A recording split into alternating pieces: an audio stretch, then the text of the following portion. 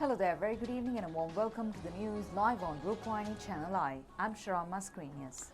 Good evening, I'm Clifford Richards. First of all, we'll take a look at the headlines.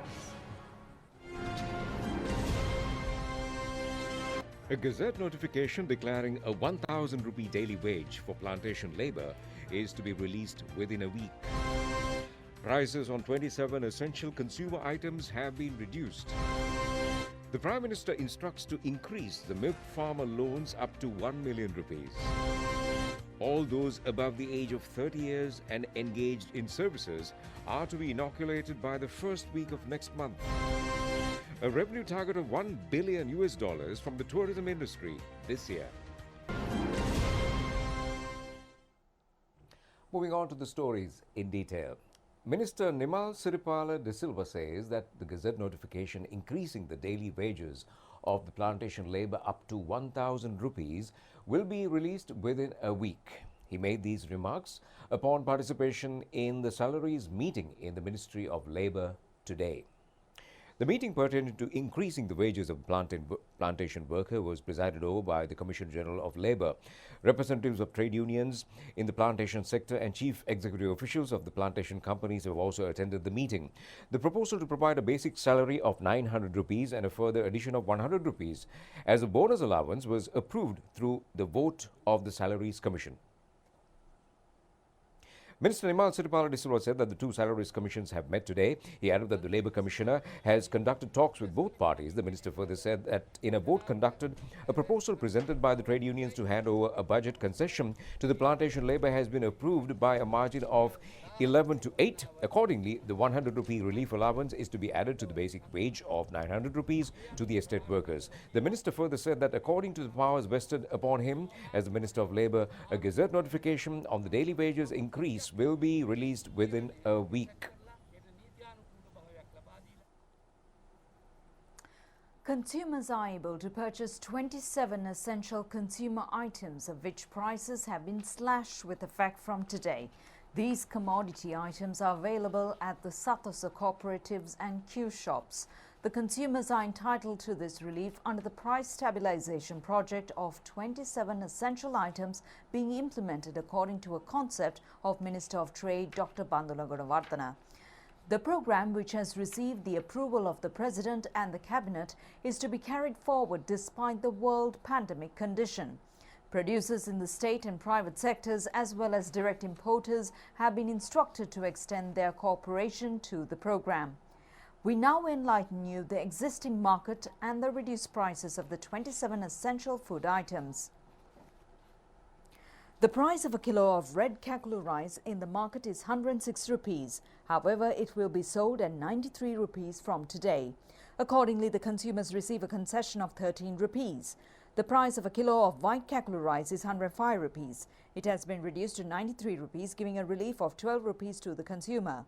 A kilo of white nadu rice is being sold at 109 rupees. The new price is 96 rupees. Accordingly, consumers are being allowed a price reduction of 13 rupees. The price of a kilo of samba rice, which has remained at 120 rupees, has been reduced to 99 rupees, giving a concession of 21 rupees to the consumer. The existing price of a kilo of kiri samba rice in the market is 140 rupees. The price has been reduced to 125 rupees.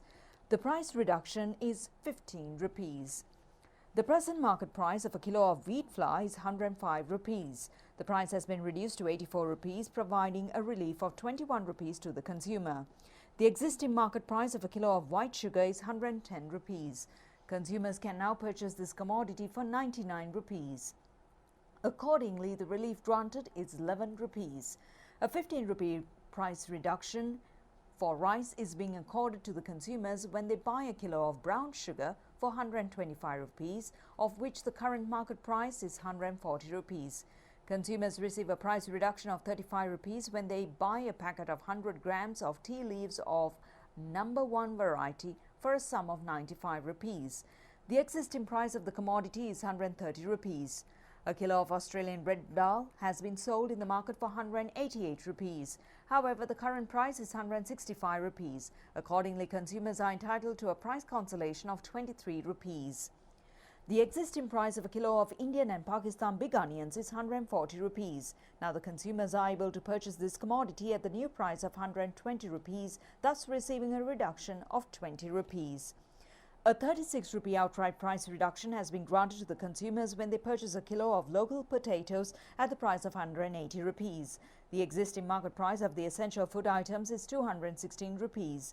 In the market, a kilo of Pakistan potatoes is being sold at 190 rupees, but consumers are now able to purchase this item at 50 rupees, less at the price of 140 rupees. The current market price of a kilogram is 225 rupees. Consumers are being accorded a relief of 50 rupees for these items as well.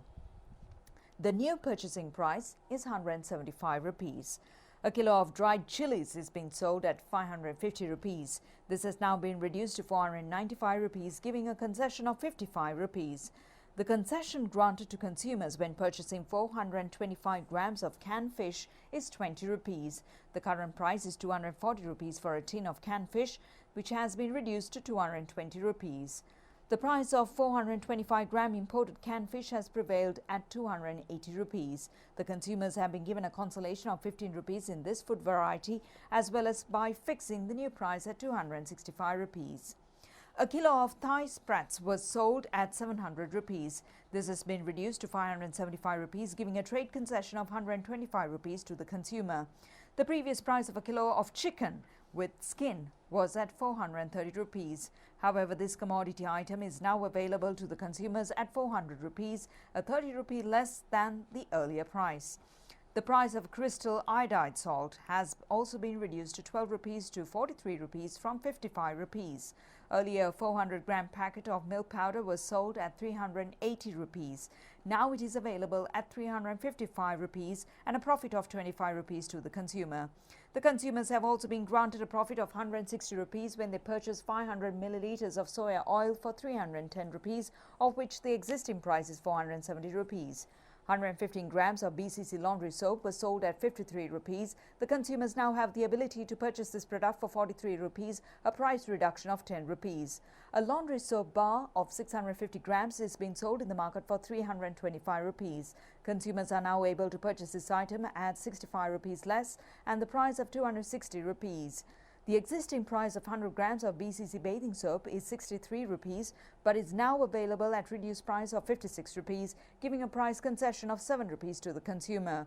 The third group of 100 milliliters of sanitizing liquid is being sold at 350 rupees. The price of this essential commodity item has now been reduced to 250 rupees, thus providing a 100 rupee price reduction. The SLS certified face masks were sold at 25 rupees each. The revised price is 14 rupees. Therefore, the consumers are being granted a consolation of 11 rupees. Minister Dr. Bandula Gunawardena points out that if the supermarket network of the private sector also comply with the new price reductions of 27 essential consumer items, they will be discharging their duties on behalf of the general public. Our correspondents have reported on how consumers flock into the market to purchase the items at reduced prices. The Ministry of Trade informs the general public that if they come across any problems pertaining to the purchasing of consumer items at reduced prices from Satoso cooperatives and Q shops, they should contact the relevant authorities through the direct telephone number 1998. If there are any complaints or frauds at any outlet, they should be conveyed through the direct telephone number 1977. Prime Minister Mahinda Rajapaksa has instructed officials to increase the loans of 500,000 rupees for milk farmers proposed through the recent budget to 1 million rupees. He has reiterated this fact at the progress evaluation meeting of the Ministry of Finance today.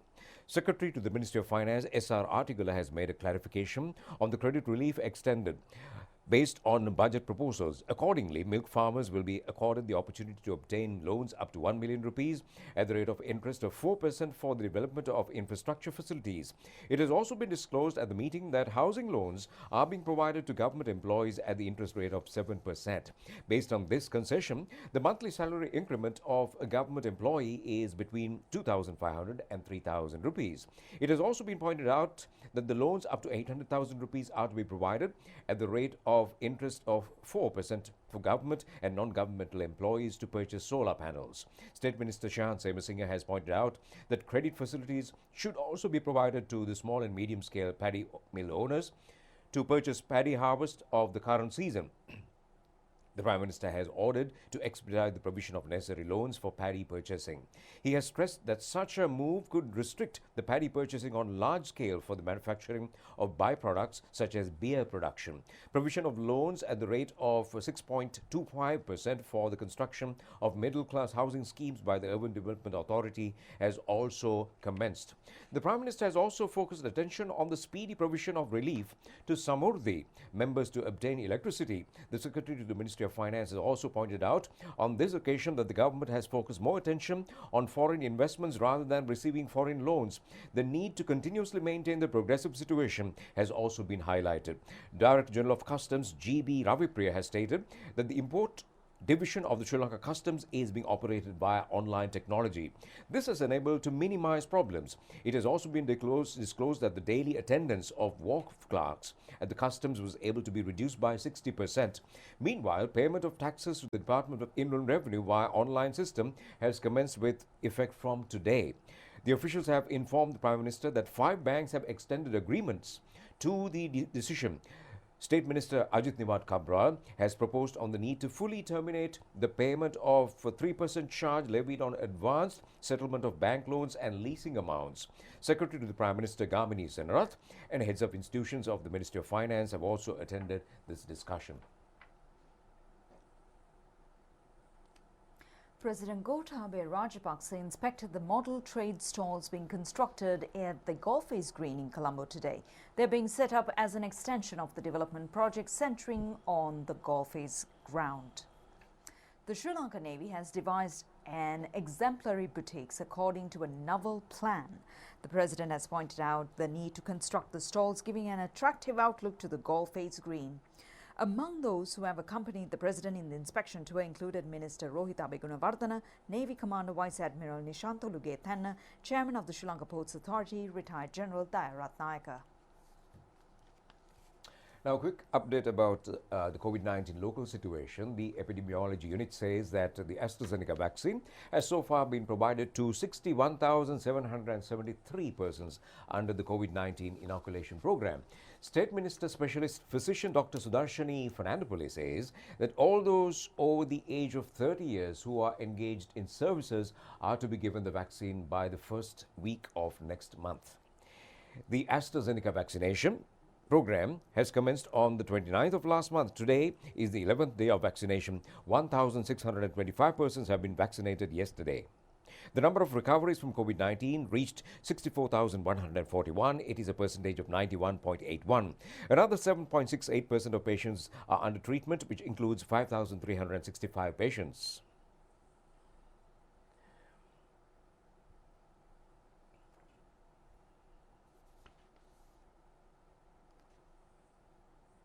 (6,982) have left hospitals from the beginning of this month after recovering from the virus. Another 740 persons have left today after recovering from the virus. Another 514 patients detected in the island today. All of them were close associates of the Paliagoda cluster. 15,746 PCR tests have been conducted yesterday. A total of 1,820,176 PCR tests have been conducted so far in the country. 5 more COVID-19 related deaths were reported yesterday. The victims were residents of Colombo 15, Wakwella, Valimada, Pamunugama and Dummalasuriya. The deceased were in the age groups of 61, 66, 75 and 84. The Ministry of Health says around 600 to 800 corona-infected patients are being detected daily in the country. It further says that, however, treatment and other facilities, including beds, are being provided for every patient under the instructions of Minister of Health, Pavitra Vanyarachi. 79 COVID-19 treatment centers have been set up. 5 of them are located in hotels and buildings of the private sector. There are 11,443 beds in the centers. The Health Minister says that there is no need to have unnecessary fear over the treatment, as Sri Lankan treatment services set an example to the entire world.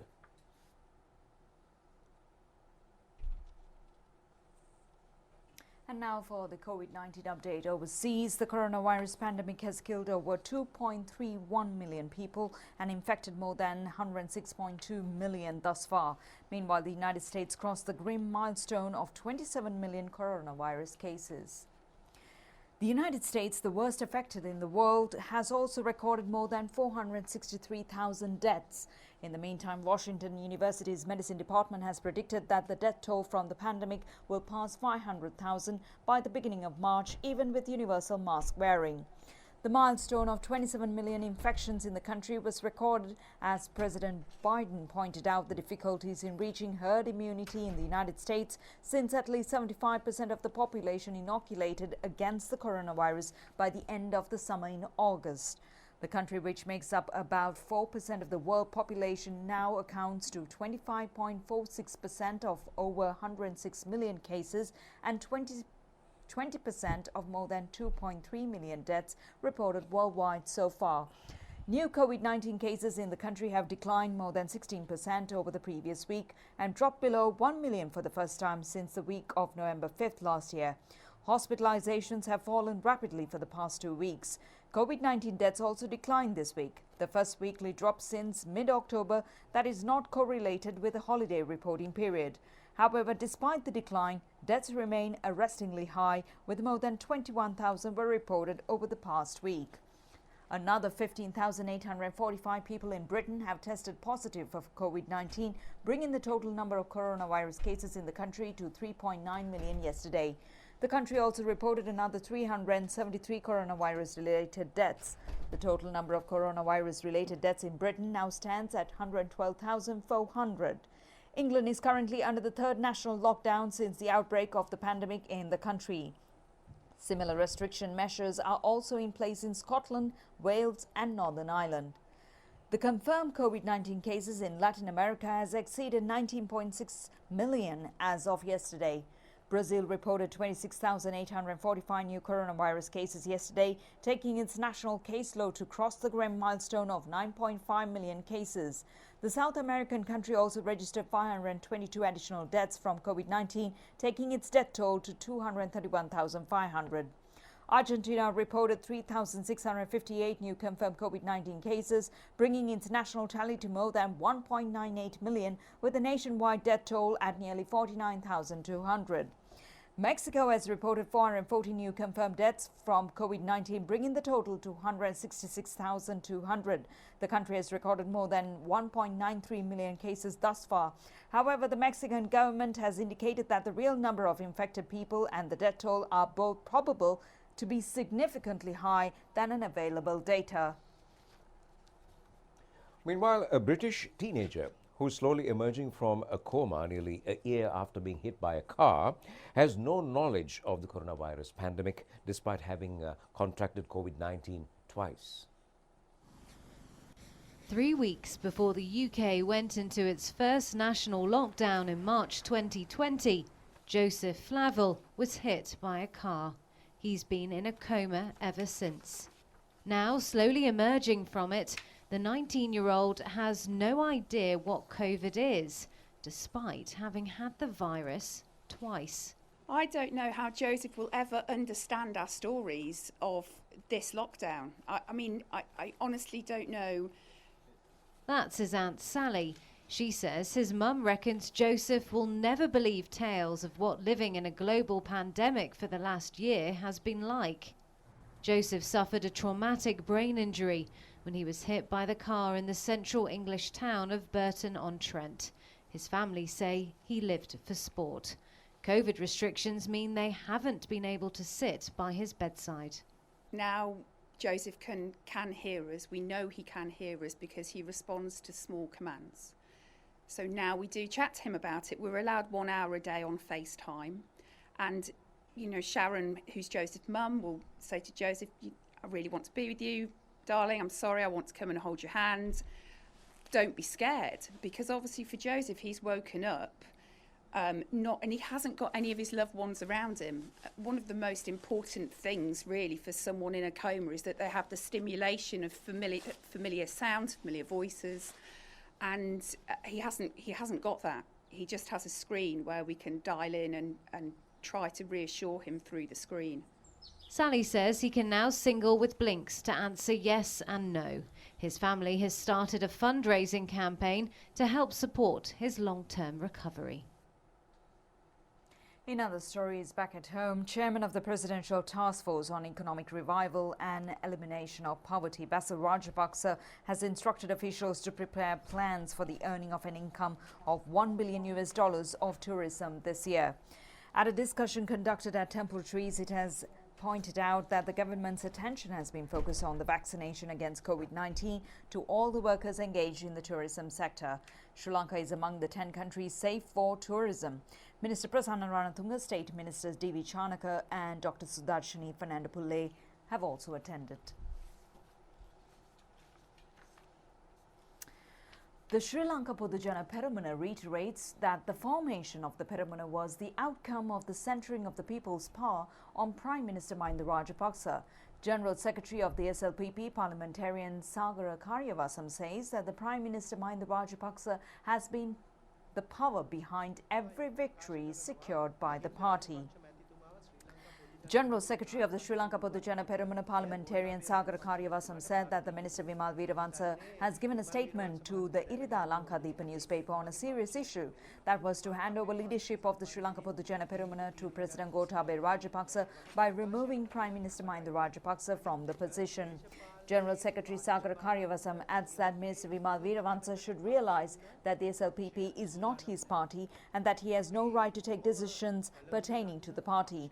He further says that Mr. Veeravansa has no right to make such a statement. The party is not prepared to fall into a pathetic situation in search of political advantages. He further says that the party recalls with gratitude the pioneering leadership extended by the founder of the party, Prime Minister Mahinda Rajapaksa, who has been the heart of the SLPP, and he also said that Prime Minister Mahinda Rajapaksa is the leader of the party even today. Parliamentarian Sagara Karyavasam further points out that the Minister Vimal Veeravansa should apologise to the general public in this connection and withdraw his statement. Attention has been focused to prepare a citizen-based media policy. Minister Keheli Rambukwella told the media today that opinions and suggestions of all relevant parties will be obtained in this regard. The aim is to engage in a structural reform covering electronic and print media and new forms of media to form an institution accountable to media personnel and media institutions. Media personnel and citizens should furnish their opinions to an Action Committee for the drafting of a bill prior to the 15th of next month. The address for sending their reports is Ministry of Mass Media, number 163 Kirulapana Mawata, Pulhen Goda Colombo 5.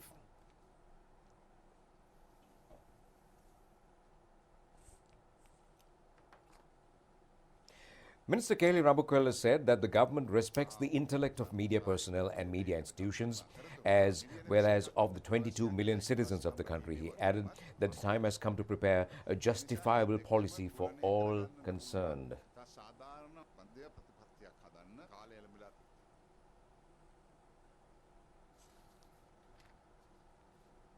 Electorate meetings in connection with the 4th anniversary of the formation of the Sri Lanka Podujana Peramuna are being conducted throughout the island under the theme Siu Desa Suraki Siu Wasara. The Harispattu electorate meeting of the SLPP was held at Katugasthara, Kandy. Minister Keheli Rambukwella was the chief guest of the event, organised by the chairman of the Harispattu Development Committee, Gunathilaka Rajapaksa. Parliamentarians Udayakantha Gunathilaka and Nalaka Kottegoda have also attended. The Ampara district electorate meeting of the Sri Lanka Podujana Peramuna was held in Mahoya under the leadership of State Minister Vimalavira Dissanayaka. Parliamentarians Amarakirti Atukorala, W. Veerasinghe and Tilak Rajapaksa have also attended the occasion. Electorate organizer R.G. Vimaladasa has organised the Dodangaslanda electorate meeting, which was attended by the group including State Minister Roshan Ranasinghe. The Gampa electorate meeting was conducted at the Gampa party office. Lakshman Gunawardana of the Sri Lanka Podujana Peramuna in the Gampa electorate has organised the meeting. Parliamentarian Premanath C. Dolavatta has also attended.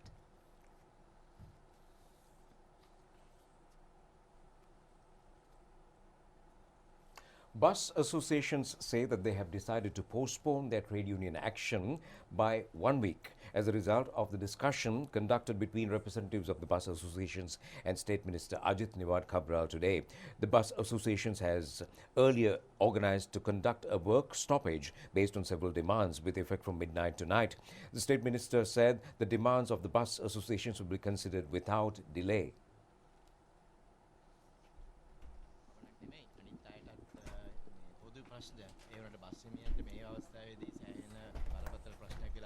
එකක් තමයි ඒක. ඉතින් ඒක විසඳන්නට අපිට පුළුවන්. මොකද සමහරවිට ඒවා අපි සමස්තයක් හැටියට බැලුවොතින් මේ රටේ පොදු ප්‍රශ්නයක් වෙලා තියෙනවානේ. Well, it has been decided to conduct the Navam Perahara of the Gangarama Vihare in Hunupitiya, Colombo, according to health guidelines. The Navam Perahara of the Vihare is scheduled to be conducted from the 25th and 26th of this month. Only a limited number of performing artists and elephants will be deployed in this year's Perahara. The route of the Perahara has also been changed. A live telecast is to be provided by several television channels. The Venerable Kirinde Asaji Thero of the Gangarama Vihare, Parliamentarian Gunawardena, Prime Minister's Coordinating Secretary Harsha Vijayawardena, and several officials in state institutions and security divisions have attended the meeting held in this connection at the Viharasthane today. And on that racing note, it's time to end the news. Do enjoy the rest of the programs. Take care and goodbye.